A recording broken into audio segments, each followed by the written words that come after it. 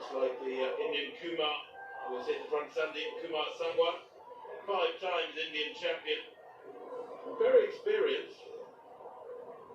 23rd in the Olympics last year. Over 20k. And then 40th in Eugene, where the circuit they used was just 500 metres long, dead flat, an abrupt turn at each end, so it was a 1 kilometre loop. 25 degrees centigrade the temperature out there. As you can see, the breeze has actually eased back a fair old bit here in the stadium, here in Alexander Stadium.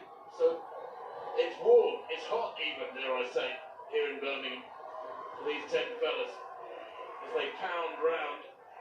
And if you were jogging alongside them, believe me, you would be able to make quite a lot of effort to keep up with his pain at the front being laid down by Kumar.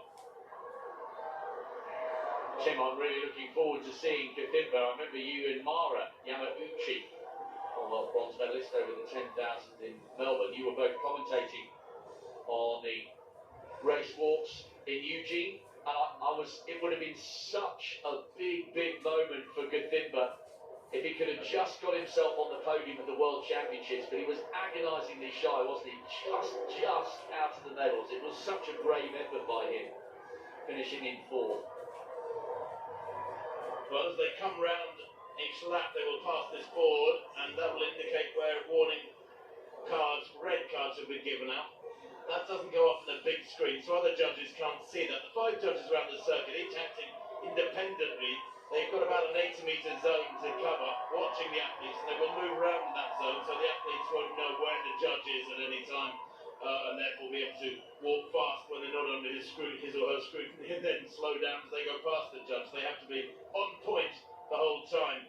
Tom Bosworth there back in 6th place with his teammate Callum Wilkinson just tucked in behind him, trying to stay on terms with his pretty aggressive lead pace out in front. And just looking for that first kilometre split.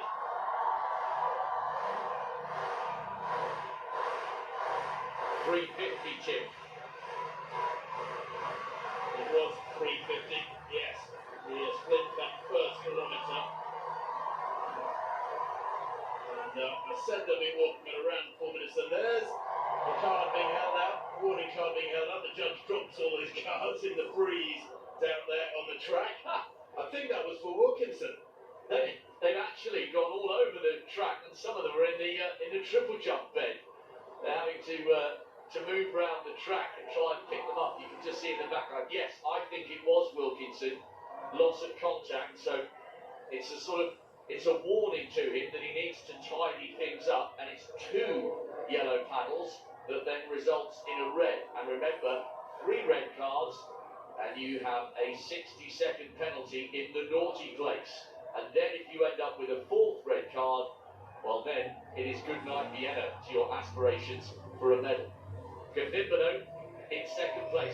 What a breakthrough this would be for Kenyan walking. I know he was on the podium with a Commonwealth bronze, but after coming so close to a top 3 finish last month on the global stage, to bounce back with a medal here would be fabulous for Gathimba, who's currently going along in 2nd place.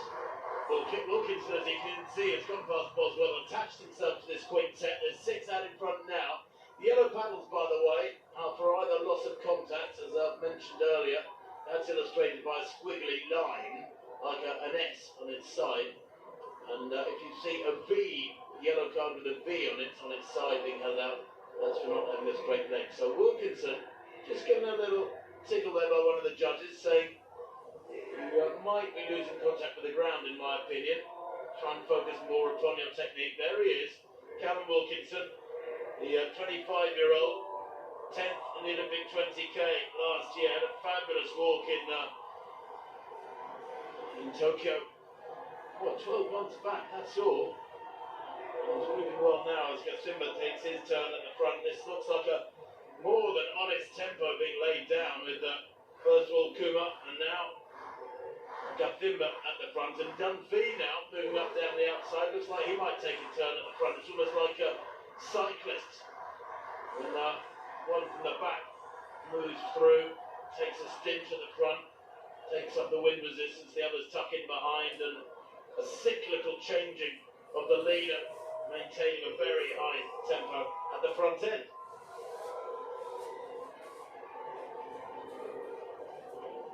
What an ambassador Evan Dunphy has been for race walking, Tim. Feels like he's been around for such a long time, despite the fact that he's still only 31. Remember how close he came to the podium in Rio and then upgraded with that 50k bronze last year in Tokyo in spectacular style.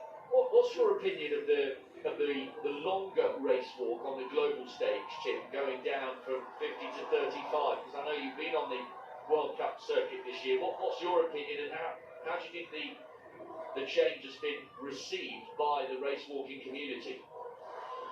Well, I think a lot of them disappointed. I mean, 50k has been a championship distance for many, many years. It is the ultimate test. Of course, it's 8 kilometres longer than the marathon, for goodness sake.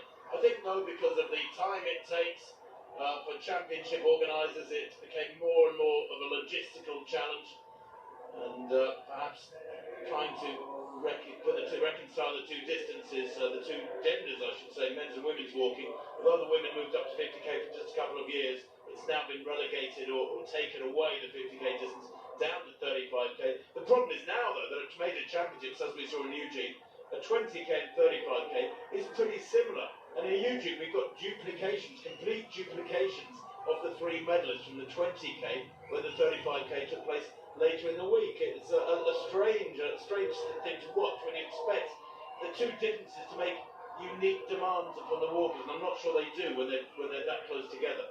Yeah, I thought that. I mean, I know you and Mara were doing the commentary. I thought it was potentially, just a little bit of a shame that perhaps those who thrive on the much longer format, like Evan Dunphy, had their best distances reduced by 15k. Now, back into this triple jump final with the Indians trying to wrestle the gold away from Bermuda, doing a good job at the moment, Steph Reed. Yes, we're now back into the fourth round. We've seen 3 no jumps so far, so a few issues going on with the runway. Now, Evan Dunphy is sitting in 4th place with his 2 compatriots ahead of him. I don't think that one is going to move him up. You can see it on his face. I think he gets to the point now. This one is the first time where he's actually, it's just looked a little bit labored for me there.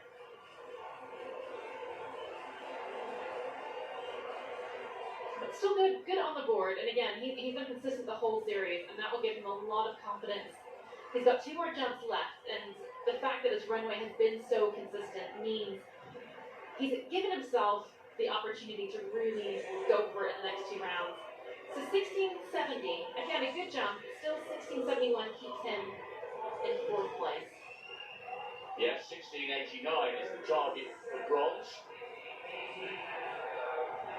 Here is the man currently occupying the 3rd spot, Praveen Chitraval, 1689, just ahead of Abdullah Abubakar, who we've just seen produce a 1670.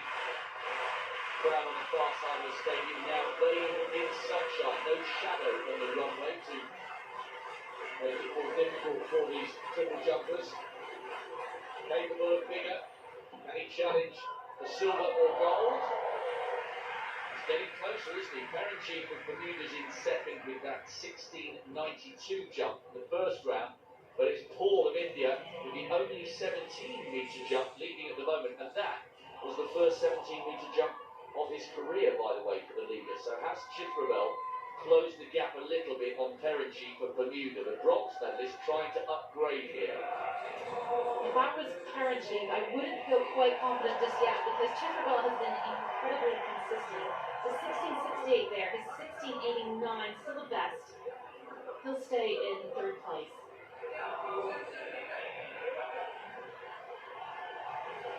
Now it's interesting, Chitravel won the national title in India this year.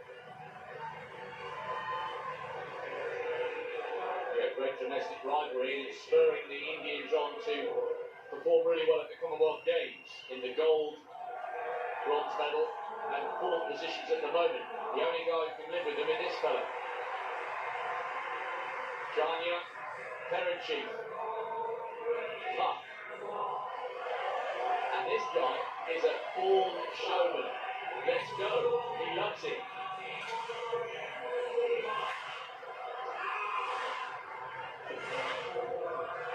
This is very Bolt-esque, isn't it?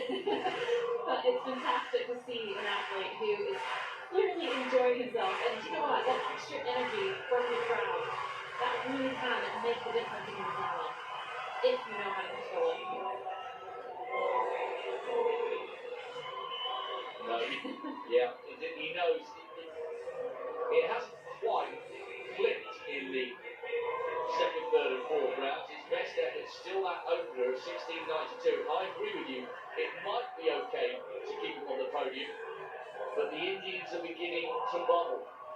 Chickrabell now only 3 centimetres behind him in third, with Abubakar still yet to unleash his best. And remember, Abubakar, who's in fourth, has gone 17.19 this year. So Perenchie, although he's had one hand on a medal for much of this competition, he's not home and dry just yet. He's got two more attempts, and coaching really can make a difference in your performance. Sometimes all it takes is just that one really, really great cue, which can completely change a competition. Here's our leader, a lifetime best, 17.03. It won't count as an official PB, sadly for him, because it was a 3-metre tailwind, but it's good enough to be in the lead.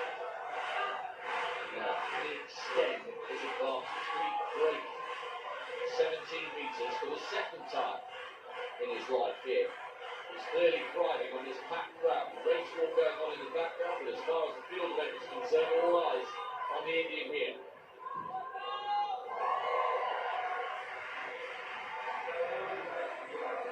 That's not going to be an improvement for him. But I love how he attacks the runway, and visually you see almost no change in his stride as he approaches the takeoff board, which means he is carrying a huge amount of speed. Ben Williams of England, by the way, is down in 8th. Had that fairly modest 16.03 in the first round, and then 3 no jumps. So Paul is our leader, but no improvement from him as we complete the fourth round. There are 2 rounds still to go. India in first, third, fourth. Bermuda second. Well, the bad news in the war is that Quentin Roux has been in the penalty box. Here's the leading group. You can see Gapimba there in second place, 4 kilometres. That was a 3:53. The third kilometres was 3:55. So the split so far. There's Roux. He's got 3 red cards. He's going to be in the box. 3:50 the opening kilometre, then a 3:51, then a 3:55, and a 3:53. It's still quick, still way under 40-minute tempo. And there's Kumar who's leading at the moment. The Indian vests popping up here and there and everywhere at these Commonwealth Games over the last 6 days. They are definitely a growing force, and having spent so much time, and there's a lot of contact marker again, warning to Wilkinson on the outside for England. That's the second at least that we've seen for him. He having been out to India a lot over the last 10-15 years, I can assure you it is very much a sleeping giant. Road racing is booming there, track and field athletics with great javelin throwers and long jumpers, and the results here definitely penetrating Indian society. Track and field is a growing force in India. Swan, the Australian, has had a growing force. Kyle Swan has had a red card, for Australia. Kumar and Finbert Tingay. You can literally throw a blanket over those 3. Evan Dunphy in fourth there in the red cap. Wilkinson just hanging on to the back of that group, struggling to maintain his form. Look how hard he's pumping with the arms. Left a picture there, Wilkinson. These fellas are superb physical specimens. They pump out many, many miles in training. 1:32 that lap. Keep an eye on those lap times.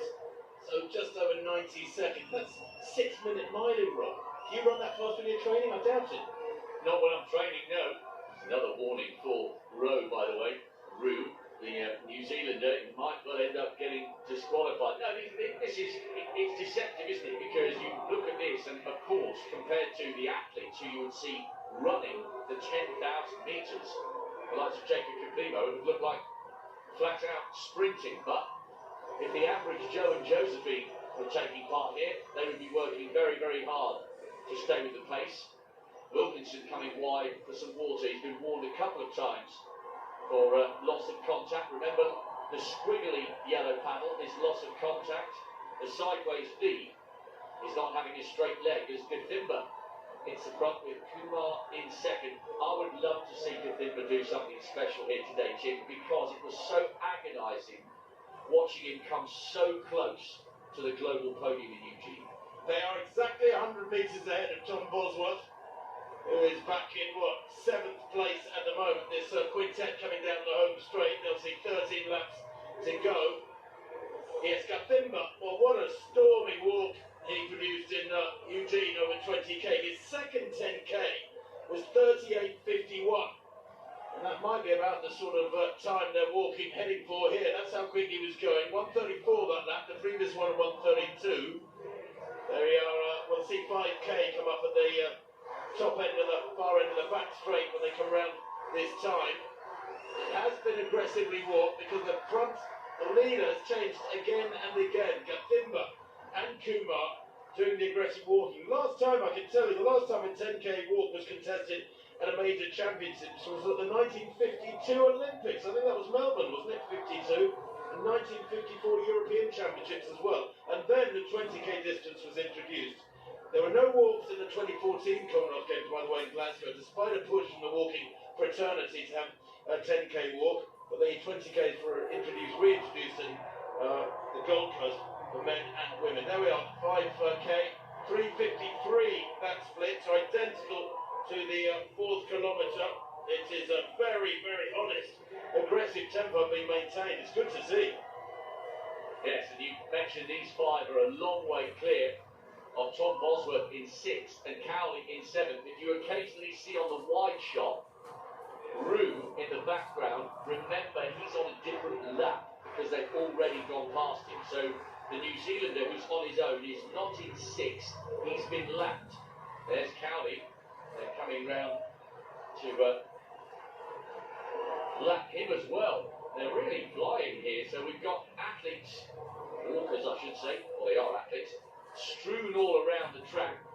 But this little group of 5, very tightly bunched in, it's hard to see who's struggling at the moment. Maybe Gathimba beginning to look a little bit laboured, and there, back to Bosworth in 6th, who has received a red card.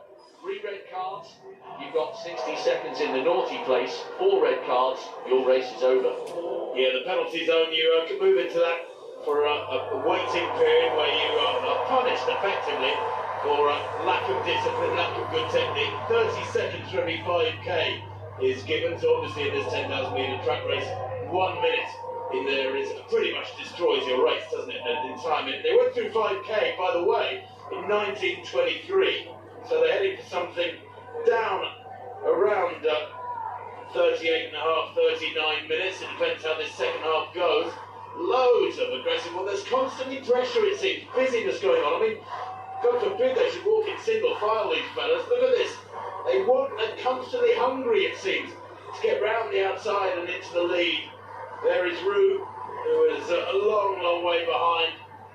I don't want to use any pun about surname like that, but so frustrating for him that he has lost that minute. And now having to walk in isolation too. That's in Eugene, I remember an athlete who was in the latter stage of the 20k, I think it was. No, in fact, it was the 35k. There is Rue heading off into the penalty zone. Well, that's disqualified lead with Wilkinson on his shoulder. I wonder if Dunphy is biding his time. I don't think Dunphy's taken the lead at all, has he? They've all done little stints at the front, but Dunphy hasn't once. The kilometres remain very honest. This tempo is quick. They are heading for a quick time, but the fireworks yet to come, because I just have a feeling that Gathimba is holding back a little bit. I think he's got more in the tank. And Gathimba in 3rd is paying close attention to the Australian. I agree with you, Jim. I don't think we've seen Evan Dunphy, the Olympic and world bronze medalist over 50k. I don't think we've seen the Canadian taking his choke. If Fimber just veers off to the right-hand side, now, is he just going for water? Yes, he is. The fourth placer from the world now slips back on the inside next to Kumar, but they are playing chase to Tingay, the Australian. Yeah, Tingay has pushed on really hard, broken away literally over the last few laps. That's a big gap he's got there, Tingay. Declan Tingay for Australia. Everywhere you look sometimes, there's Australian vests performing superbly. This fella, when he was 17 in the 17th in the Olympic 20k last year, 17th as well, coincidentally, in Eugene at the World Championships. And he's self-coached. Tom Bosworth, well, he's still going strong. He's had a lot of injury problems, as Tom Bosworth, illness problems, I should say. Selected to carry the Olympic torch through Leeds, Potterneuk, the suburb of Leeds. He actually is based at the UK Race Walking Centre up in Leeds, is Bosworth. And he's had a lot of interruptions to the continuity necessary. And another warning card being held out to Wilkinson there at the bottom of the pitch. You might have seen that. Tingay now has a 5.5 second lead over this trio. And this is a brave early push from the Australian. There's plenty more walking to come yet. He's been given a warning card there by the judges. The judges, by the way, can choose when to give a red card. They don't have to give warning cards. I think they feel really breaking the rules by a significant margin and actually taking the mickey, so to speak, then they will issue a red card. 7k at 3:48. That is because Tingay has kicked in hard. The splits generally have been around the 350 to 350 zone, free zone, and at 3:48 for Tingay. That is why he's opened up 5 seconds quicker than the previous couple of kilometres.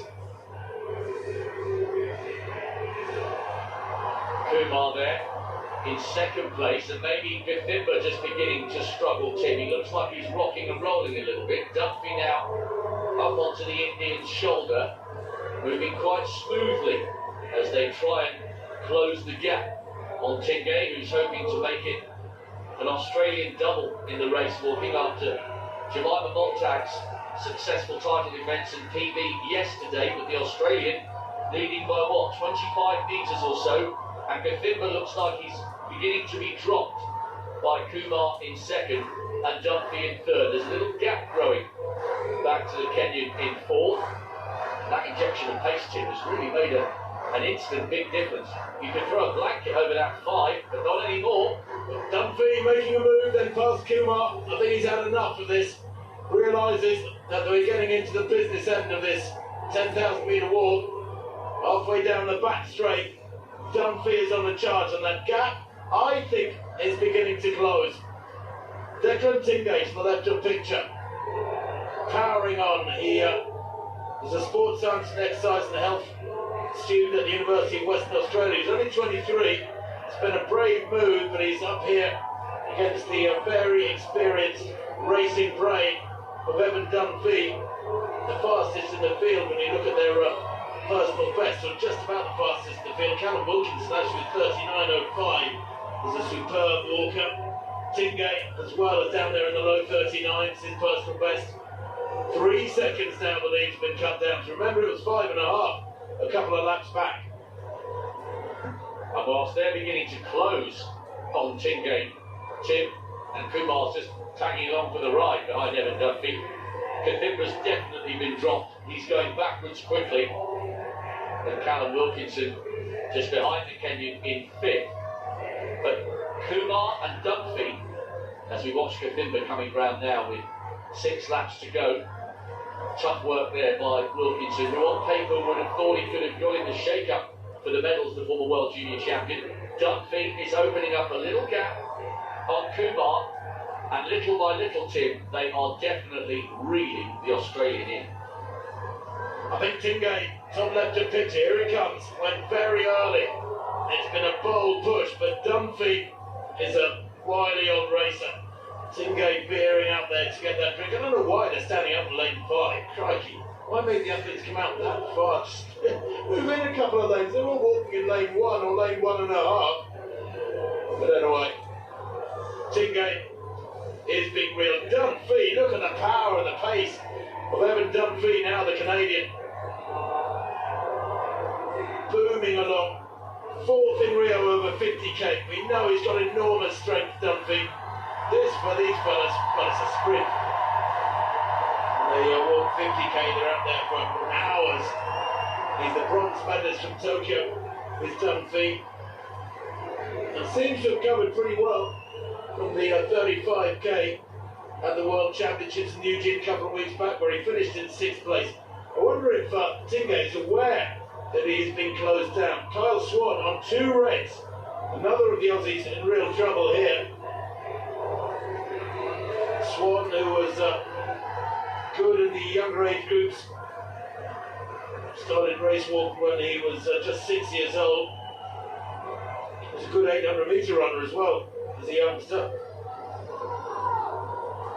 So he's got a 3rd red card as Kyle Swan, so it's into the penalty box for him. It's a 1-minute wait in the penalty zone. That, well, effectively destroys your race. 1 minute.